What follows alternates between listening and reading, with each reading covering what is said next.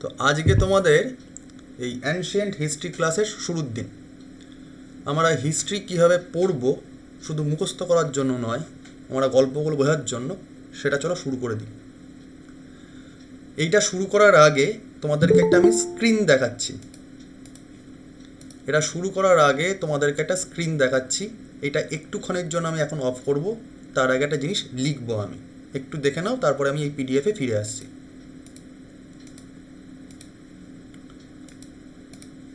Screen দেখা যায়? হ্যাঁ স্যার। মন দিয়ে শোনো এবার। তোমরা ফিজিক্সে বা ফিলোসফিতে তোমাদের যার যেটা সাবজেক্ট আছে তুমি জানো নিশ্চয়ই যে একটা সময় গিয়ে ফিজিক্স বলে যে সাবজেক্টটা হয়, অর্থাৎ পদার্থবিদ্যা, এবং ফিলোসফি অর্থাৎ দর্শন, এই দুটো বিষয় কোথাও না কোথাও গিয়ে শেষ মুহূর্তে গিয়ে এক হয়ে যায়। একটা বড় সড়ো রহস্য থাকে। কোথায় গিয়ে এটা এক হয়ে যাচ্ছে? রহস্যটা হচ্ছে যে আধুনিককালের বিজ্ঞানীরাও মেনে নিচ্ছেন যে এই যে পৃথিবী বলে যে জিনিসটা আমরা জানি, যেখানে আমরা বসবাস করি, এরও বাইরে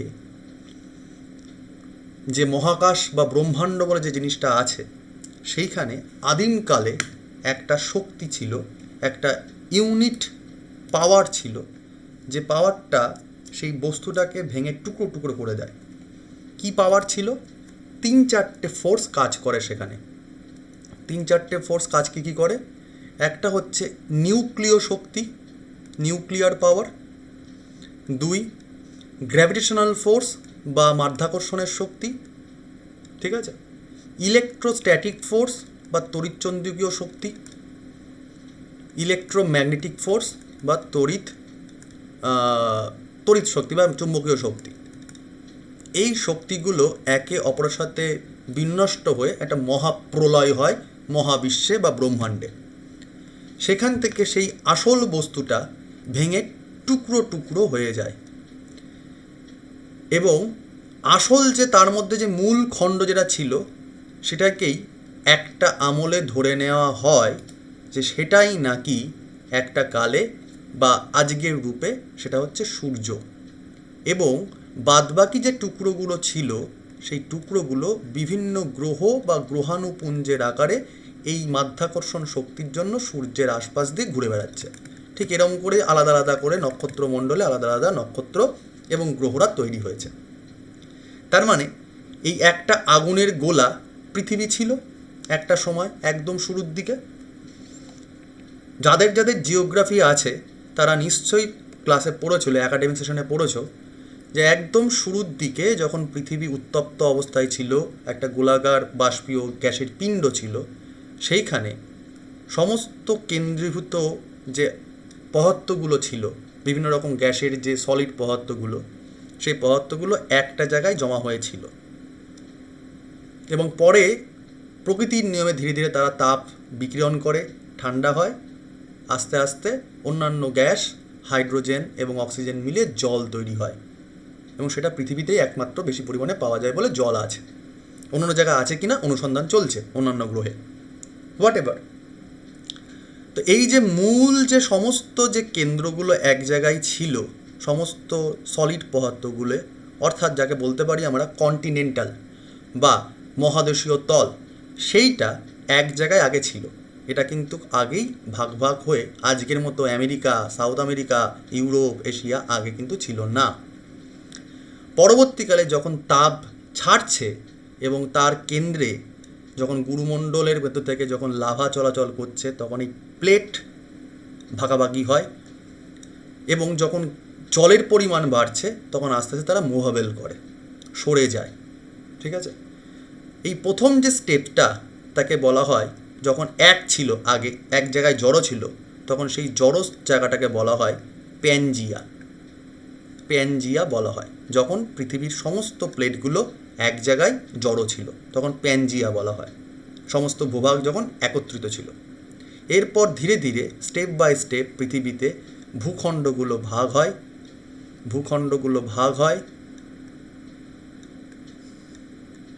ঠিক আছে, পরে আরও চেঞ্জ হয়, আরও জলস্তর বৃদ্ধি পায়, টেকটনিক প্লেট চলাচল করে, করতে করতে আজকের রূপ ধারণ করে অনেক কাল পরে গিয়ে একদিকে নর্থ আমেরিকা, একদিকে সাউথ আমেরিকা, একদিকে ইউরোপ, একদিকে আফ্রিকা, একদিকে এশিয়া, একদিকে অস্ট্রেলিয়া। এটা আজকের ম্যাপ হয় পৃথিবীর। বোঝা গেল? তো মানে এখান থেকে এখানে আসতে বহু সময়কাল লেগেছে। আবার তাপ ছেড়েছে, যখনই পাহাড় পর্বত তৈরি হয়েছে, ওপর দিকে পাহাড় উঠে গেলে কি হবে, মেঘের কাছাকাছি চলে আসলে বরফ জমা বাঁধবে, ঠান্ডা হবে। তার মানে একবার উষ্ণ আমল, একবার তুষার আমল, আবার একবার নর্মাল আমল, এই করতে করতে পৃথিবীর যেমন ভূমিরূপ পাল্টাচ্ছে, পৃথিবীর ইতিহাসও পাল্টাচ্ছে। তো সেই সময়কাল থেকে যখন মোটামুটি জীবের উৎপত্তি হচ্ছে, যখন জল আসছে তার মানে জীবের উৎপত্তি হবে। তো যখন জল পাওয়া যাচ্ছে, পৃথিবীর প্রথম ধরনের প্রাণীগুলোকে ধরে নেওয়া হয় অ্যামিবা বা মাছ জাতীয় প্রাণী। কারণ মাছের দেখবে তোমরা প্রত্যেকেই নিশ্চয়ই মাছ খাও, বাঙালিরা মাছ খেতে ভালোবাসে। মাছের কোনোদিন শিরদাঁড়া বা কাঁটা দেখেছো? মাছের মাছ কাঁটাটা দেখেছো? দেখেছো? এবার খেয়াল করে দেখো তো, পৃথিবীর সমস্ত প্রাণীর ঠিক মাঝ বরাবর একটা ওই রকম মেরুদণ্ড না থাকলেও একটা ওই রকম বডি স্ট্রাকচার রয়েছে না? একটু স্ক্রিনে যদি আমি তাকিয়ে ভাবি, ধরে নাও আমি বেশি ভালো আঁকতে পারি না, তবু যদি মোটামুটি ধরে নিই এটা মাছ, তাহলে মাছের যে মাঝখানের যে কশেরুকা, পৃথিবীর যে উন্নত উন্নত যে প্রাণীগুলো রয়েছে, সেই উন্নত প্রাণীগুলোর মেরুদণ্ড অনেকটা এরকম হয়ে থাকে না?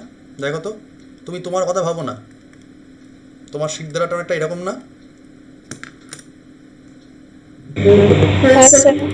তার মানে ধরে নেওয়া হয়, বিজ্ঞানীরা আধুনিককালে ধরে নিচ্ছেন, পৃথিবীর প্রথম উৎপন্ন প্রাণীদের মধ্যে মাছ জাতীয় প্রাণী ছিল, এবং সেখান থেকেই ধীরে ধীরে বিভিন্ন রকম বিবর্তনের মাধ্যমে অন্যান্য প্রাণী জগৎ সৃষ্টি হয়েছে, জীব জগতের সৃষ্টি হয়েছে। যেমন প্রাণীকুলের মধ্যে মাছ দিয়ে বা অ্যামিবা দিয়ে শুরু হচ্ছে, তেমন গাছপালাও শুরু হচ্ছে। এটুকু ক্লিয়ার? এটুকু ক্লিয়ার?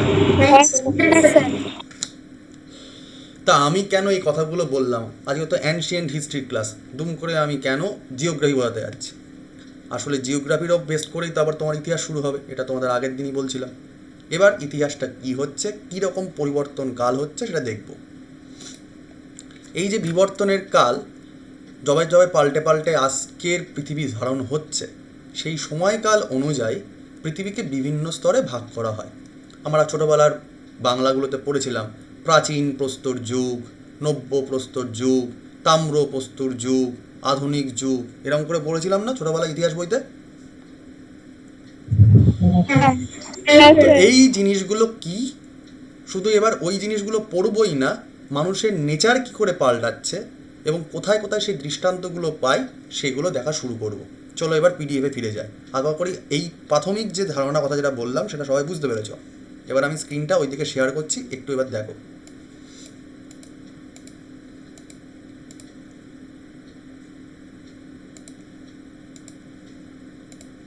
পিডিএফ দেখা যাচ্ছে? হ্যাঁ স্যার।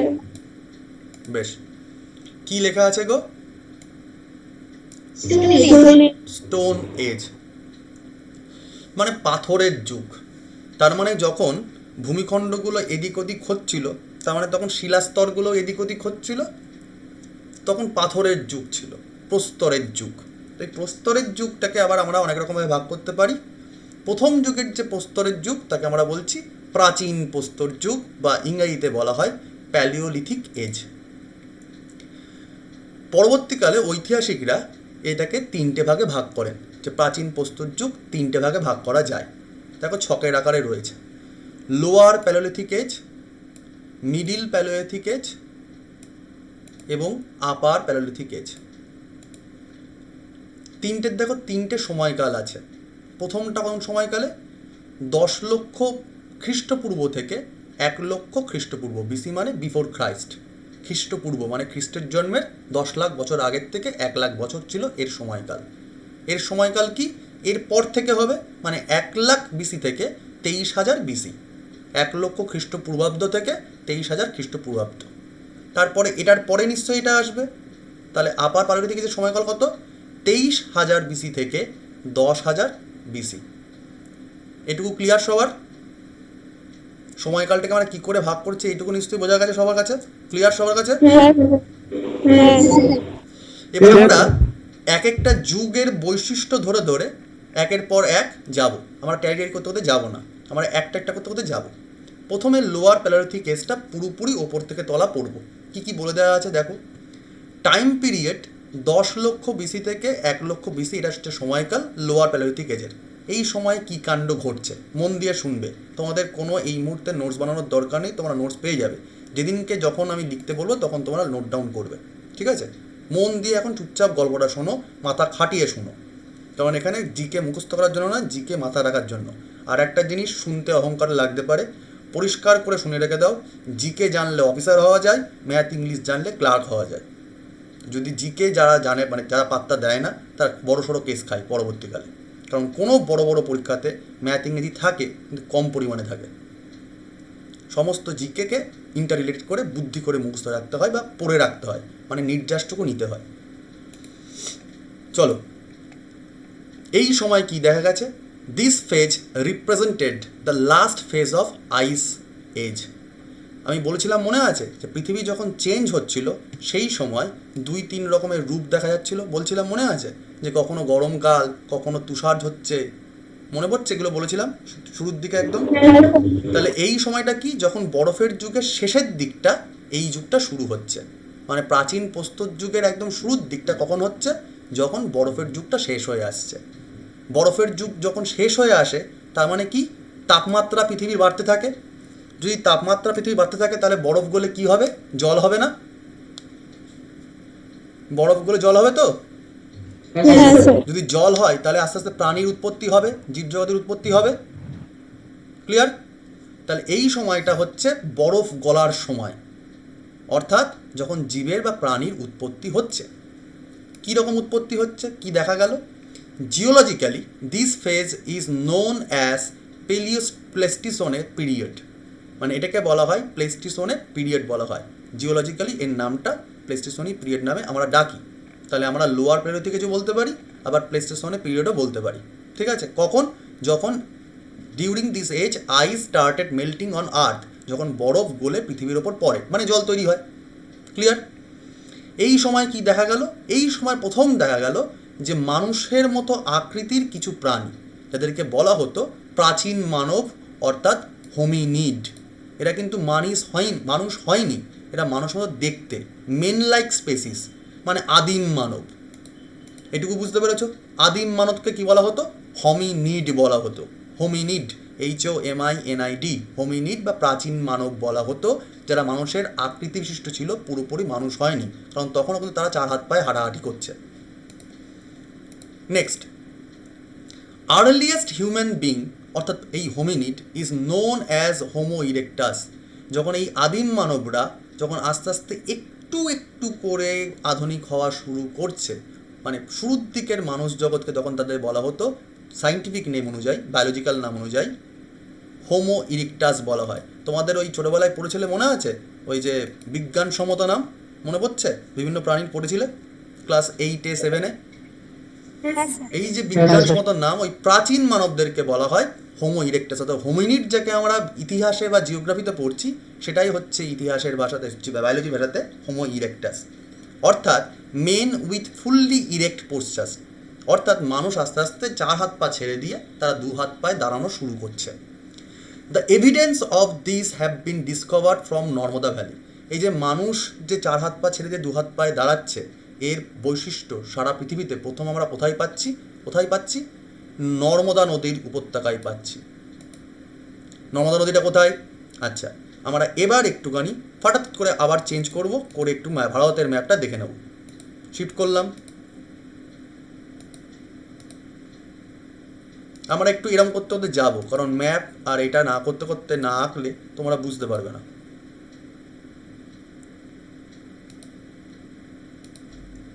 দেখা যাচ্ছে স্ক্রিন? হ্যাঁ স্যার।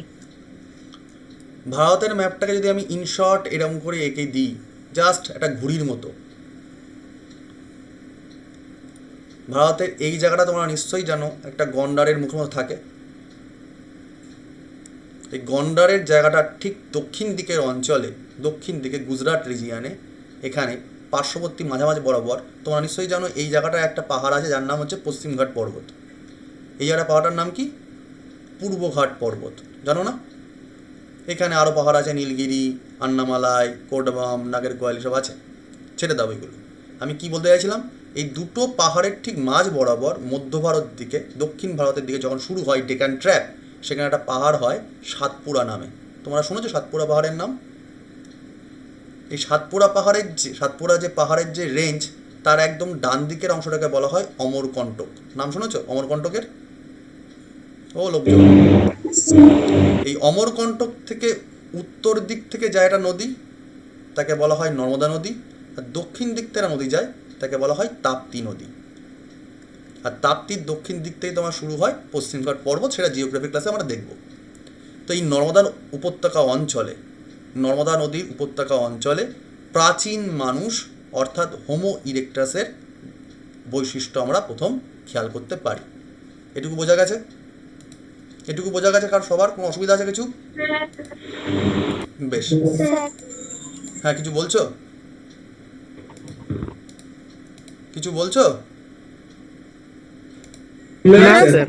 চলো, স্ক্রিন দেখা যাচ্ছে এবার, পিডিএফে ফিরে এসেছি, স্ক্রিন দেখা যাচ্ছে এবার। চলো, তো এই নর্মদা নদীর উপত্যকা অঞ্চলে হোমো ইরেক্টাস অর্থাৎ প্রাচীন মানুষের বৈশিষ্ট্য আমরা প্রথম পাই। তাহলে জিকের কোশ্চেন একটা কিন্তু হলো, প্রাচীন মানুষের বৈশিষ্ট্য কোথা থেকে পাচ্ছি আমরা? নর্মদা উপত্যকায় পাই। এই সব মানুষজন জীবন ধারণ করার জন্য তখন নিশ্চয়ই চাষবাস, ফেসবুক বা অন্যান্য নিশ্চয়ই কিছু করেনি, তাই না? ব্যবসা বাণিজ্য, শেয়ার মার্কেট এসব করেছি তখন কি? তখন নিশ্চয়ই সব ছিল না। তাহলে তখন ওই আদিম মানবদের বেঁচে থাকার উপায় কী ছিল গো? হয় ফলমূল সংগ্রহ অথবা শিকার করা, ঠিক কিনা বলো? হ্যালো, এবার তারা যদি ফলমূল শিকার করে থাকে, বা যদি তারা ফলমূল সংগ্রহ করে থাকে বা শিকার করে, তাদের নিশ্চয়ই অস্ত্রশস্ত্র দরকার হয়। তাহলে অস্ত্রশস্ত্র সেই সব সময় কী ছিল? টুলস কী ছিল? টুলস মানে অস্ত্রশস্ত্র। The tools of this age, হ্যাঁ দেখে নাও কি কি আছে, দেখিনি আমরা কি আছে। তখন কি আর তীর ধনুক থাকতে পারে? মানুষ কি তখন আর অত বুদ্ধি হচ্ছে? তখন তো মানুষের বুদ্ধি নেই, মানুষের উইদাউট ব্রেন, মানুষের বুদ্ধি নেই। মানুষ যা দেখছে তার থেকে কোনো রকমভাবে বেঁচে থাকার অর্জন করার চেষ্টা করছে। তখন মানুষের কিন্তু কোনো ব্রেন বলে কিছু নেই, ঠিক আছে? আধুনিক মানুষের যে ব্রেন, তখন কিন্তু মানুষের ব্রেন বলে কিছু নেই, চিন্তাভাবনা তারা করতে পারে না। The tools of this age were based on the technique of core মানে কি? একদম পাথরের সলিড অংশটা। তোমরা নিশ্চয়ই জানো, পাথরকে ভাঙতে যদি আমরা একদম ভেঙে ফেলি, তাহলে দেখবে পাথরের চায়ের একদম ভিতর দিকে সাইড দিয়ে তোমার টুকরো টাকাগুলো চলে যায়, একদম ভিতরে নিশ্চয়ই সলিড শক্ত পদার্থ থাকে একটা পাথরের। নিশ্চয়ই তোমরা দেখেছো বা খেয়াল করতে পারছো এখন নিশ্চয়ই। আমি বলতে পারছি সবাইকে, একটা বড় পাথরের চাইকে যদি আমি সাইড দিয়ে ভাঙা শুরু করি হাতুড়ি দিয়ে, তাহলে তোমরা নিশ্চয়ই জানো যে সাইডগুলোর টুকরোগুলো ভেঙে যাবে, আর ভেতর দিকে কোর অঞ্চল, একদম কেন্দ্র অঞ্চলে পাথরটা একটা নিশ্চয়ই সলিড অংশ থাকবে, যেটা সহজে ভাঙা যায় না, মানে যেটা সব থেকে বেশি শক্তিশালী। তো ওই কোর জাতীয় পদার্থগুলোকে তারা ইউটিলাইজ করতো কীরকমভাবে? In this technique one stone was hit with another stone, একটা পাথরকে আর একটা পাথর দিয়ে ভাঙাভাঙি হতো। To remove the outer layer, বাইরের যে অংশটা সেই পাথরের, সেটাকে বাদ দেওয়ার জন্য। And then inner part of the stone were used as the tool, এবং ভিতরের যে শক্ত অংশটা সেটাকে অস্ত্র হিসাবে ব্যবহার করতো। তার মানে তীর ধনুক নয়, শুধুমাত্র পাথরের ভেতরেরতম অংশ যেটা শক্তিশালী সেটাকে ব্যবহার করতো অস্ত্র হিসাবে। The tools of this age are known as pebbles tools. তাহলে এই টুলসগুলোকে কী নামে ডাকা হয়? এই টুলগুলোকে কি বলে রাখা হয়? Payable tools. আমার সাথে সাথে পড়া মুখস্থ করবে, আমার সাথে সাথে পড়া বলবে, ঠিক আছে? তাহলে পেবেলস টুলস কোন আমলে দেখতে পাওয়া যায়? পেবেলস টুলস কোন আমলে দেখতে পাওয়া যায়? বা প্লেস্টিসনে পিরিয়ডে। বোঝা গেল? তোমাদের তাহলে কোশ্চেন ঘুরিয়ে আসতে পারে যে পেবেল টুলস কোন আমলে দেখতে পাওয়া যায়, বা পেবেলস টুল কারা ব্যবহার করতো? হোমো ইরেক্টাস বা হোমিনিড। তাহলে দেখতে হচ্ছে কোশ্চেন কীভাবে আমরা পেয়ে যাচ্ছি, জাস্ট কনসেপ্ট ধরে যদি এগোতে পারি আমরা পড়াশোনা করতে পারবো। ক্লিয়ার? এইটুকু? কোনো প্রশ্ন আছে? নেই? চলো পরেরটা, men used quartzite stones for making tools. তাহলে মানুষরা কোন ধরনের পাথর ব্যবহার করতো? কোয়ার্টজাইট স্টোন ব্যবহার করতো। কোয়ার্টজাইট স্টোনসটা কী ধরনের পাথর হয়? তোমাদের মধ্যে জিওগ্রাফি আছে? তোমাদের মধ্যে কারোর জিওগ্রাফি আছে? হ্যাঁ স্যার। বলো দেখি, কোয়ার্টজাইট পাথরটা কী ধরনের পাথর? আগ্নেয় শিলা, না পাললিক শিলা, না রূপান্তরিত শিলা? রূপান্তরিত শিলা স্যার। রূপান্তরিত শিলা। রূপান্তরিত শিলা মানে কি? প্রথম দিকে একদম যে শক্তশালী লাভা থেকে যে মানে শিলা পাওয়া যায় সেটা হচ্ছে আগ্নেয় শিলা বা ব্যাসাল্ট শিলা। সেটাকে যখন রূপান্তরিত হয় নানা রকম বায়ু কার্যের জন্য বা জল কার্যের জন্য, সেটা হয়ে যায় কি? পাললিক শিলা। তারপরে যখন আরও ক্ষয় কার্য হয় তখন তাকে বলা হয় রূপান্তরিত শিলা। তাহলে সব থেকে নরমতম অংশটা বা এবং সব থেকে আধুনিকতম অংশটা হচ্ছে এই ধরনের পাথর, তাই না? তাহলে এই মানুষ কি করতো? যেগুলো একটু নরম টাইপের বাট তার ভিতর দিকে শক্ত, সেই ধরনের পাথরকে তারা ইউটিলাইজ করতো, quartzite stone. The name of the tools. এবার এই পাথর দিয়ে তারা কি বানাতো? পাথর দিয়ে তারা কি ধরনের অস্ত্র বানাতো? তারা হাতের কুঠার বানাতো, অ্যাক্স। পাথর দ্বারা তারা একটা কুঠার বানাতো বা ক্লেভার বানাতো। এই ক্লেভারটাও তোমার এক ধরনের ওই কুঠার জাতীয় বা কোদাল জাতীয় বা কুড়ুল জাতীয় জিনিস। আর চপার, চপিং, অর্থাৎ ওই ছুচলো টাইপের যে পাথরগুলো হতো তাদেরকে অনেক সময় কী করতো? ছুরি টাইপের মতো করে ধারালো জিনিস বানাতো। ঠিক আছে? মানে এই হ্যান্ডেক্স, ক্লেভার বা চপিং চপিং জাতীয় অস্ত্র তারা তৈরি করতো এই পাথর দিয়ে, যাদেরকে বলা হতো পেবেল টুলস। এটুকু clear? The oldest stone tool was discovered from Bori in Maharashtra. আমাদের বর্তমানে যে ভারতবর্ষের যে মহারাষ্ট্র অঞ্চল, তোমরা নিশ্চয়ই আন্দাজ করতে পারছো কোথায় মহারাষ্ট্র রাজ্যটা। তার বোরি বন্দর, বোরি বন্দরের নাম তোমরা নিশ্চয়ই কোথাও না কোথাও শুনেছো। তোমরা নিশ্চয়ই জানো, কোথাও না কোথাও পড়েছো যে ভারতের প্রথম রেল চালু হয়েছিল কোথায় গো? মুম্বাই, বোম্বে। বোম্বে থেকে থানে চালু হয়েছিল না? ওই থানেটা কিসে আসলে? থানেটার পাশেই বোরি বন্দর ছিল, একটা পোর্ট, বন্দর। আর ইংরেজরা কি করতো? বন্দর থেকে মালপত্র বিজনেসের জন্য এদিক থেকে ওদিক নিয়ে যেত না? তো ওই বড়ি বন্দরে প্রথম ওই থানে থেকে বড়ি বন্দর পর্যন্ত তোমার রেল চলেছিল। ঠিক আছে? তো সেই বড়ি বন্দরের পার্শ্ববর্তী জায়গাতেই যখন রেল লাইন পাতা হয়, পাততে গেলে নিশ্চয়ই খুঁড়তে হবে। ওই খুঁড়তে গিয়ে যে জিনিসগুলো পাওয়া গেছে সেখান থেকে ঐতিহাসিকরা, প্রত্নতত্ত্ববিদরা বুঝতে পেরেছেন পরীক্ষা নিরীক্ষা করে, এটা হচ্ছে সেই ধরনের জায়গা যেখানে প্রাচীন প্রস্তর যুগের অস্ত্রশস্ত্রগুলো পাওয়া গেছে।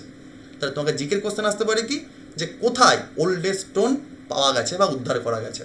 অ্যান্সার হবে মহারাষ্ট্রের বড়ি। ক্লিয়ার সবার?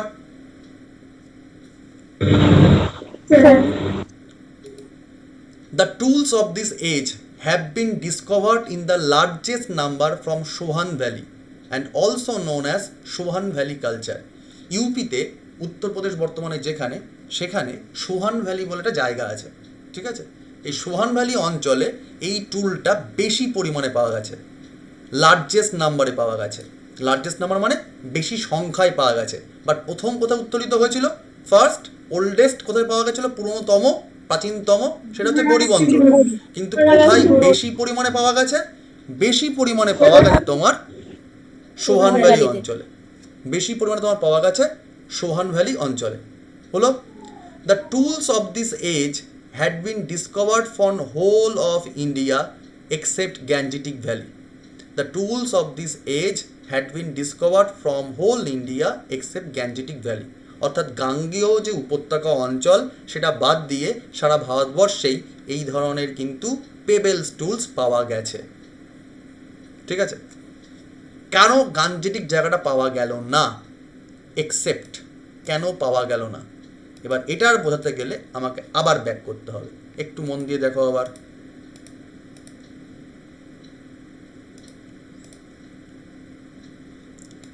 স্ক্রিন দেখা যায়? হ্যাঁ স্যার। একটু খেয়াল করে দেখো তো, গঙ্গা কোত্থেকে উৎপত্তি হচ্ছে গো? হিমালয় থেকে তৈরি হচ্ছে। হিমালয়টা কি ধরনের পাহাড় গো?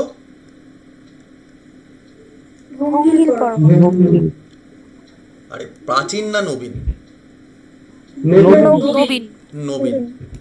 এবার আমাকে একটা কথা বলো তো, যদি নবীন হিমালয় থেকে যদি একটা নদী তৈরি হয় তাহলে নিশ্চয়ই এটা নতুন নদী। ঠিক? যদি নতুন নদী হয় যদি হ্যাঁ, নতুন স্যার। নদী হয় তাহলে অনেক কাল আগের থেকে প্রাচীন নদীটা কি ছিল? সিন্ধু নদী, ঠিক? এটা প্রাচীন নদী। আচ্ছা, হ্যাঁ, স্যার। যদি নতুন নদী হয়, তোমরা নিশ্চয়ই জিওগ্রাফিতে পড়েছো, যখন নদী উৎপত্তি হয় তখন ক্ষয়কার্য করতে করতে যখন পাহাড়ের ঠিক তলায় এসে পড়ে তখন তাকে নানা রকম রূপ দেখতে পাওয়া যায়, যেমন ভাবর, তারপর যেমন ধরো তরাই, ডুয়ার, সেসব দেখতে পাওয়া যায় না? হ্যাঁ স্যার। তো যখন নদী পাহাড় থেকে তলার দিকে নামে, তলায় নেমেই যখন বড় বড় পাথরগুলোকে ভাঙতে ভাঙতে নিয়ে আসে তখন সেইগুলো গুঁড়ো গাড়া হয়। আর গুঁড়ো গাড়া হলে কি হবে? সেখানে কাদা তৈরি হবে। কাদা জল তো রয়েছেই, আর সূক্ষ্ম সূক্ষ্ম কণাগুলো নিয়ে কাদা জাতি তৈরি হবে। কাদা তৈরি হলে কি হবে? এখানে গাছ উৎপন্ন হবে না? বুঝতে পেরেছো? যদি নদী পাহাড় থেকে ওপর থেকে সৃষ্টি হয় তাহলে পাথর নিশ্চয়ই গড়াতে গড়াতে নিয়ে ভাঙতে ভাঙতে নিয়ে নামবে। যদি পাথর ভাঙতে ভাঙতে নিয়ে নামে তাহলে তলার দিকে নিশ্চয়ই মানে তোমার যে পলিগুলো জমা বাঁধবে, এবং জল যেহেতু আছেই, ওই কাদামাটি তৈরি হয়ে নিশ্চয়ই সেই আশপাশের অঞ্চলটাতে তোমার নিশ্চয়ই পলিমাটি সঞ্চিত হতে থাকবে। আর পলিমাটি যদি সঞ্চয় হতে থাকে তাহলে নিশ্চয়ই গাছের সংখ্যা বাড়তে থাকবে। আর যদি গাছ বেড়ে যায় তাহলে নিশ্চয়ই চারিদিকে তোমার ঘন জঙ্গল সৃষ্টি হবে। আর ঘন জঙ্গল সৃষ্টি হলেই তোমরা নিশ্চয়ই বুঝতে পারছো জন্তু জানোয়ারের সংখ্যা নিশ্চয়ই বাড়বে। জঙ্গলে কারা থাকে? মানুষ থাকে না বাঘ সিংহ থাকে? হ্যালো? ভয়ঙ্কর হিংস্র পশুরা থাকবে। যদি ভয়ঙ্কর হিংস্র প্রাণীরা যদি ওখানে বাস করেই তাহলে মানুষ কি ওখানে যেতে পারবে? যাদের সেরকম আধুনিক অস্ত্রশস্ত্র নেই, যাদের, তারা কি ওখানে যেতে পারবে? না, স্যার। তাহলে অ্যাভয়েড নিশ্চয়ই তারা করবে। তাহলে ব্যাপারটা তারা নিশ্চয়ই ওই ঘন জঙ্গলের থেকে তারা অ্যাভয়েড করা শুরু করবে, যে ঘন জঙ্গলে যেন তারা যাতে না যেতে হয়, মানে তারাই তো মারা যাবে উল্টে। তারা সেফ থাকার চেষ্টা করে, এইটুকু তাদের নিশ্চয়ই বুদ্ধি আছে প্রাণী বাঁচার জন্য। তো তাই জন্য বললো যে ভারতবর্ষের অন্যান্য জায়গায় প্রাচীন মানুষের ওই যে ব্যবহৃত যে উপাদানগুলো অর্থাৎ অস্ত্রশস্ত্রগুলো পাওয়াও যায়, কিন্তু এই গাঙ্গেয় উপত্যকা অঞ্চলে কিন্তু পাওয়া যাচ্ছে না। তার কারণ এখানে মানুষের থেকে জন্তু জানোয়ারের পরিমাণটা বেশি। জন্তু জানোয়ার যদি 15 বেশি থাকে তাহলে মানুষ এখানে যাবেটা কী করে? তখন তো মানুষের অস্ত্রশস্ত্র আধুনিক হয়নি, আর মানুষের সংখ্যা তখন অনেকটা কম, তাই যাওয়ার দরকারও পড়ছে না ওইদিকে। যেখানে সেফ জায়গা তার পাশ দিয়ে সারা ঘোরাঘুরি করছে। এইটুকু ব্যাপারটা কি বুঝতে পেরেছো? লজিক কি ধরা গেছে? এটা কিন্তু জিকে বলছি না, হ্যাঁ, স্যার। জাস্ট প্র্যাকটিক্যাল লজিক বলছি আমি। হলো? চলো এবার প্র্যাকটিক্যাল জায়গায় আবার ফিরে আসি। আমি আবার নোটসে ফিরে যাচ্ছি।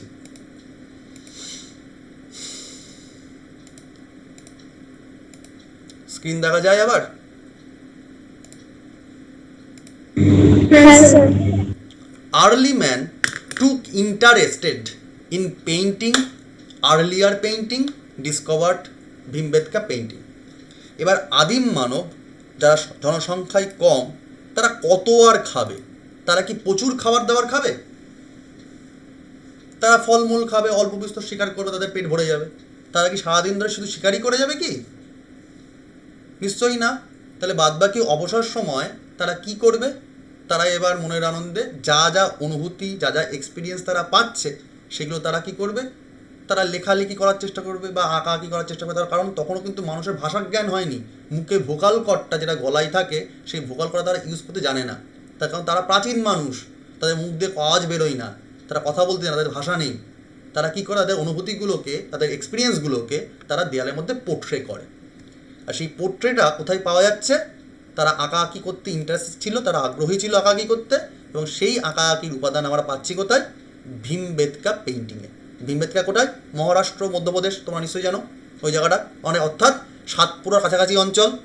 অর্থাৎ এইখানে সব থেকে বেশি মানুষজন থাকতো, অর্থাৎ এখানেই প্রাচীনতম যে জিনিসটা, টুলসটা এইসব অঞ্চলেই পাওয়া যায়, মহারাষ্ট্র অঞ্চল দিয়ে। ক্লিয়ার কনসেপ্টটা? হ্যাঁ স্যার। তো early men took interested in painting, তারা আঁকাআঁকি করতে ইন্টারেস্টেড ছিল, এবং earlier painting discovered at Bhimbetka. প্রাচীন আঁকা পাওয়া যায় কোথায়? ভীমবেটকাতে।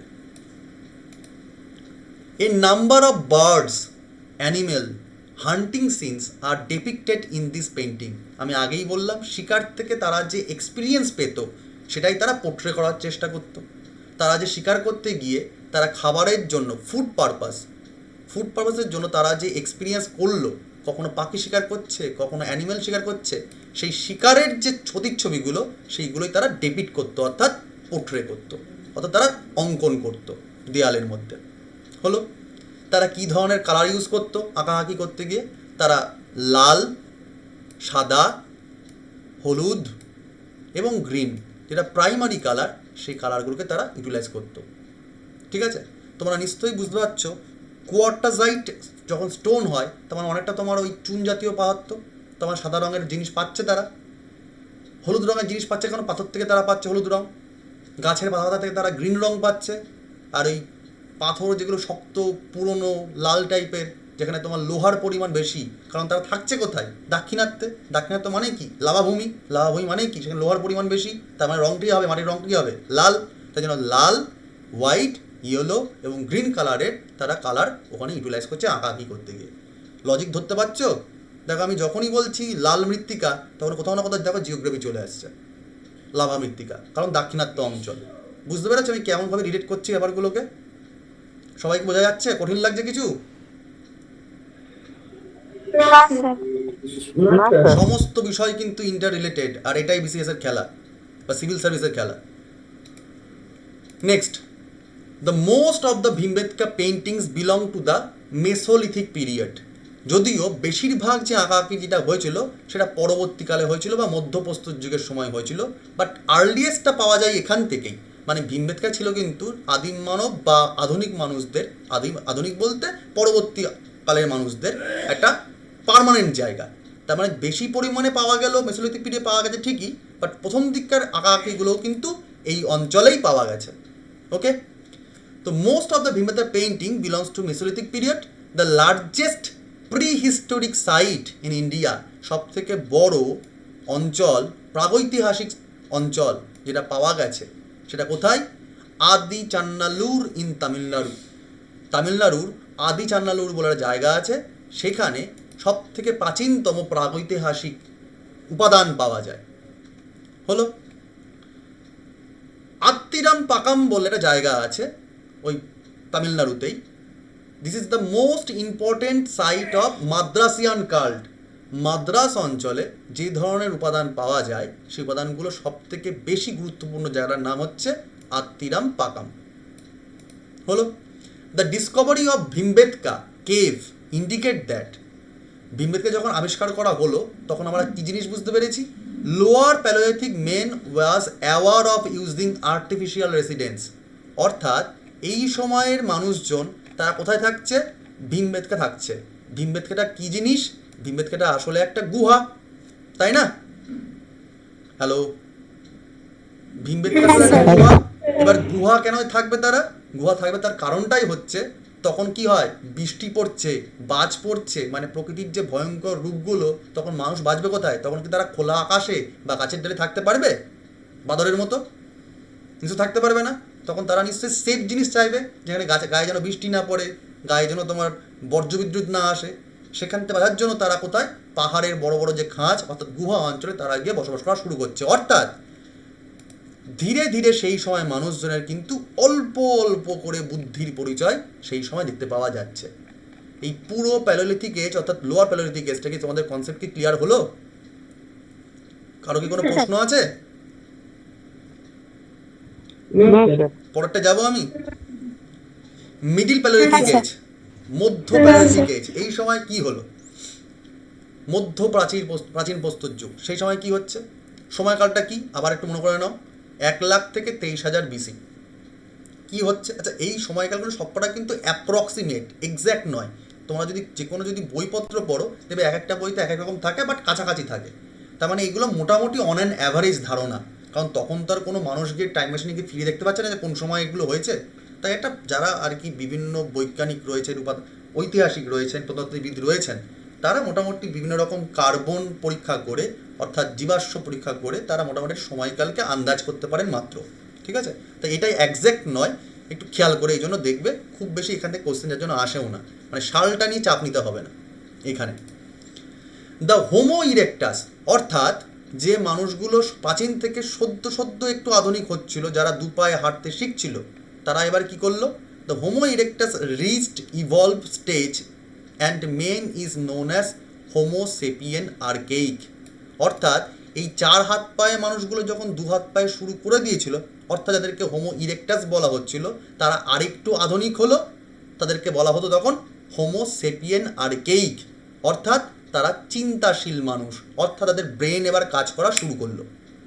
তাহলে আমি বলেছিলাম, মনে পড়ছে যে আগেকার দিনের মানুষ, প্রথম দিকের মানুষের কিন্তু কোনো বুদ্ধি ছিল না, আমি বলেছিলাম মনে আছে? আমি এবার কি বলছি, এদের বুদ্ধি হওয়া শুরু হচ্ছে, এদের ব্রেন কাজ করা শুরু করছে। ক্লিয়ার এটুকু? Yes, sir. এবার এই যে চিন্তাশীল মানুষজন, যাদেরকে আমরা হোমোসেপিয়েন্স আর্কেইক বলছি, তারা কোন সময়ের মানুষজন? মিডিল প্যালিওলিথিক এজের মানুষজন। নেওয়াসা বলে একটা জায়গা আছে, নেওয়াসা মহারাষ্ট্রে, এইখানে এই ধরনের মানুষের বৈশিষ্ট্য আমরা দেখতে পাই। ঠিক আছে, জায়গাটা কোনটা? মহারাষ্ট্রের নেওয়াসা।